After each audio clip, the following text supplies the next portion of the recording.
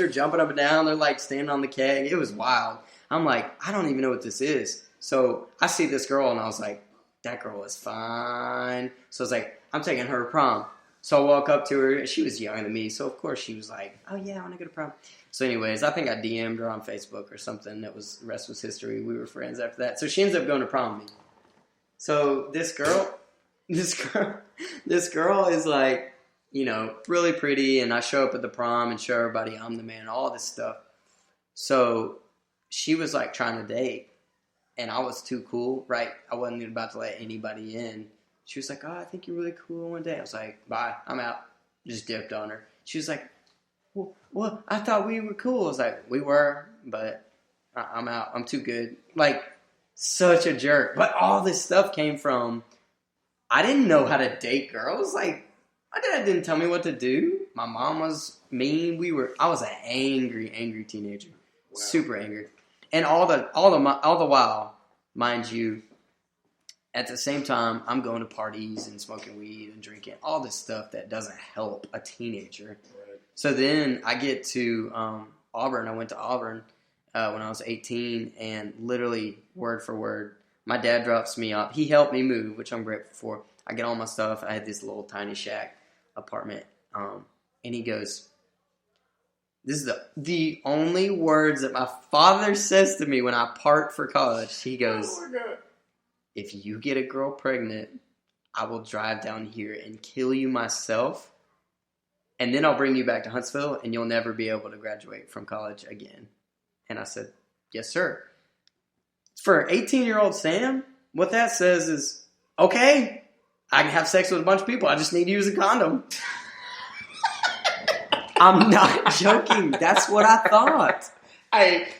That's what I thought. But you know what, though? Because that was his best fatherly advice. I was just ready to say, like, after the whole time that you let me have parties at your house, drink, literally smoke, you come out of nowhere and tell me don't get somebody pregnant. Don't get somebody pregnant.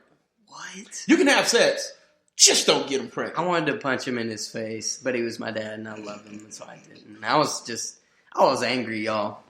So, let me wrap this up, and then I'll let Cordero talk, because I've been talking pretty much the whole time. Dude, you've been talking for 32 minutes. Oh, my God. All right, I'm done. Long story short, I was just as ratchet in college. All these girls hooked up with him. It was not a good time. I do not recommend it. The world says it's good, but it sucks. Well, at least you waited till you got to college. No, I did. Well, yeah, I did. At least you waited till you got to college. I was so bad off is that when I was in middle school, I ended up flunking in the 7th grade. So I got held back. So I'm already older than the other kids already. Oh, no. Got to high school. The first semester of high school was fine. I flew by.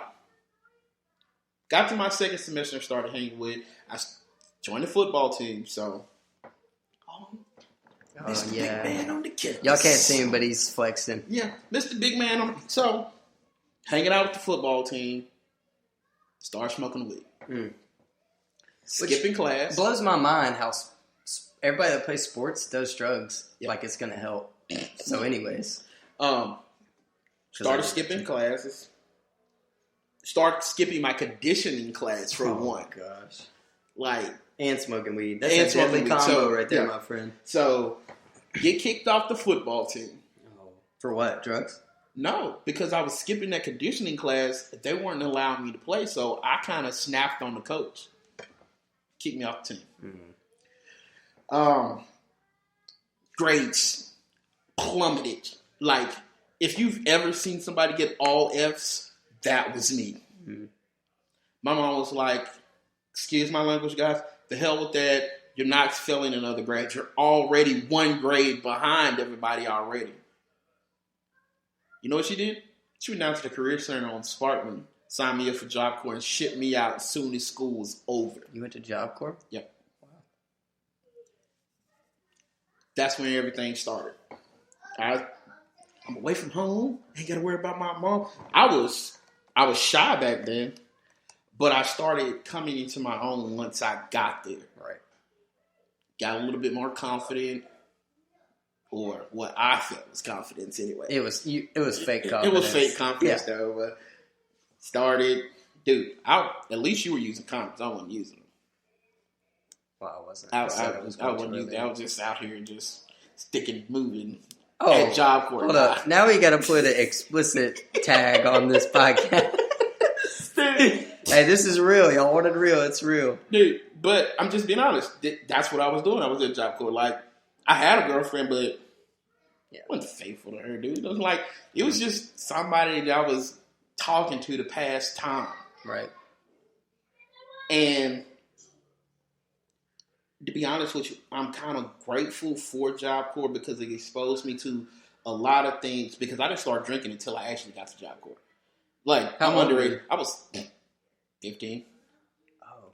Yeah. I was thinking you were 18. I was in Gadsden. So, I'm literally in the middle of the country. Yeah. And we got this one rinky-dink gas station up the street. They ain't carding nobody. So, we just go in there. So, we going in there getting Wild Irish Rose and Thunderbird and Mad Dog 2020. Thunderbird. So we going in there getting all this, and literally, dude, when I say we would sit out there every weekend and be toe up to the point where we're throwing up drunk. To the flow up. Dude. Like, and then the thing was, we were hanging with the older ones that could get off campus and go wherever they wanted to for the weekend, and they would help rent us hotel rooms and all types of stuff, dude. We were doing some of everything. Yeah. But it exposed me to a lot to the point when I got back, when I finally finished and I came back home, nothing was new to me. Right. But I didn't want to do it because I was there for like 2 years. So when I finally made it back home, and then the thing is, I think what kind of changed me in the midst of me being at Job Corps was my dad passed. And we had on literally him going through the chemo and him finding out that he had cancer and all that. Me and him finally sat down and had a father-son conversation, like a actual real one where he listened to me, where it wasn't just him just saying, him talking at me. We talked to each other. Isn't that crazy that we have to wait until like hard life situations to talk about stuff like that? Yeah. Because that's like so many people's story. Yeah. So anyways, I cut you off. Go ahead. By the way, it has been 40 minutes, and I just want to apologize for talking the whole time. So here's the idea. I'm about to pitch it to Cordero, and he might shoot me down live, y'all. But should we make this a 2-part, and then in the next podcast, like part 2, bring all this full circle? We can. Okay. There ain't no problem. If you're down, I'm in. I'm down with it. All right. I'm down. All right. I was already going to say that anyway. All right. But literally, I think I kind of gained because I never really stood up for myself when it came to my dad or anybody else for that matter, to be honest with you. Right. Until one day when I was back home for break, Mom and Dad let me go out to the mall. This is when Madison Square Mall was still, big thing for everybody. It was lit. How old were you? 14, going on 15. Came back, was here just for a break, and went to the mall with some friends. Told them who I was going with and everything. We got to the mall, saw a group of friends that I knew that I was hanging with before that started me doing all of the skipping school stuff, and I hooked up with them.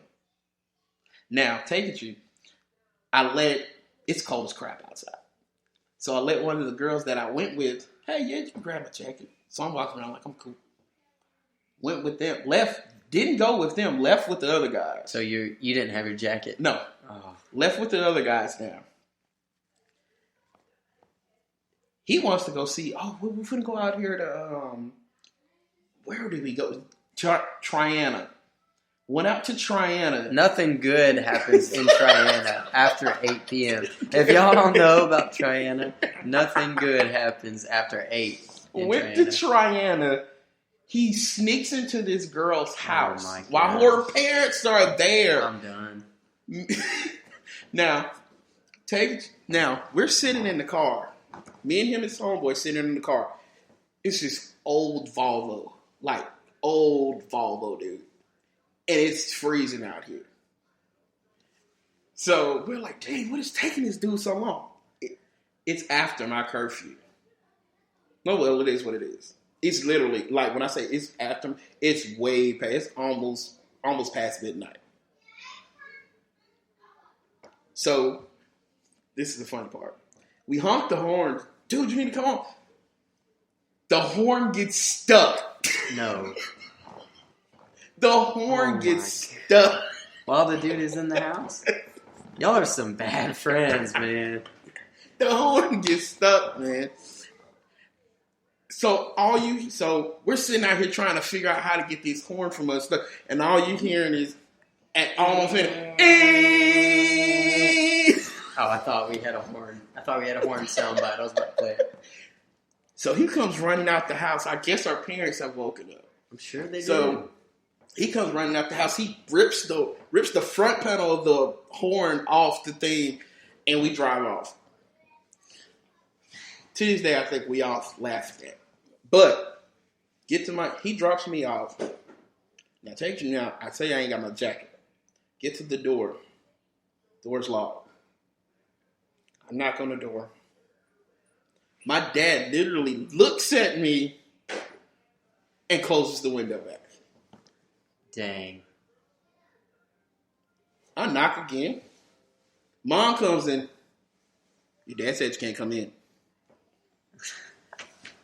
It's after 1 o'clock now. And it's cold. It is freezing out here. Wow.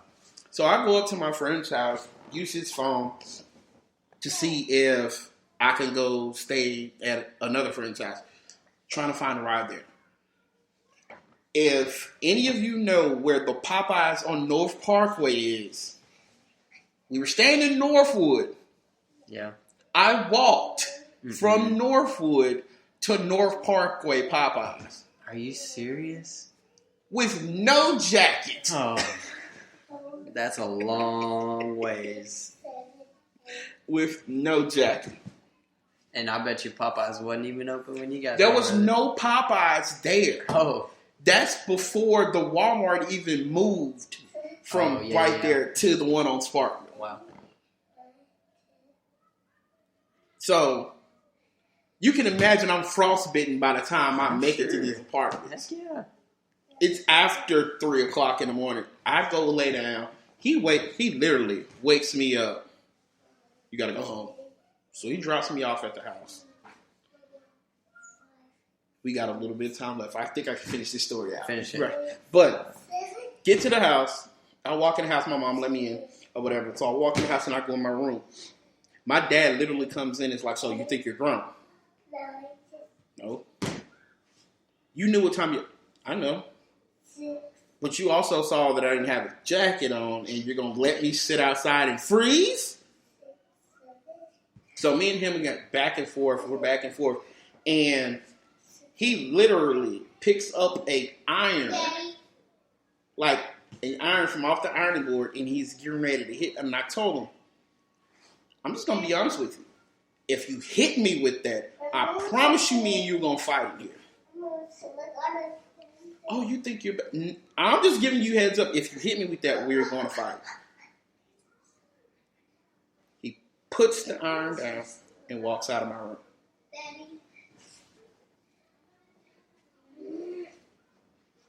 And with that being said, we will continue